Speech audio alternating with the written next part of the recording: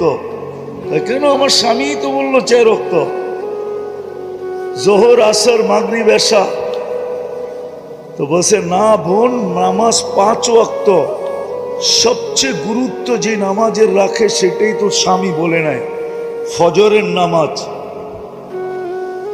তো সারাদিন ছিল, খাওয়া দাওয়া করছে, বিকালে যখন ওইখান থেকে আসতে ছিল তো অফিস থেকে ডিভোর্স লেটার নিয়ে আসছে উঠায়া।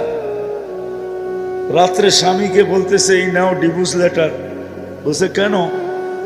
বলছে তুমি যখন নামাজ নিয়ে আমার সাথে ধোঁকা করতে পারো তাহলে সারা জীবনে তুমি আমার সাথে ধোঁকাই করবে, আর ভালো করবে না, বিদায় আমি তোমার সাথে থাকতে ইচ্ছুক না। ঠিক এরমই 14 তারিখে এই ফুল নিয়ে গেলে জীবনে কোনোদিন আর I.ইউ লেখা দিবে না। কেননা প্রথমেই এরকম ফুল নিয়ে গেছে যেই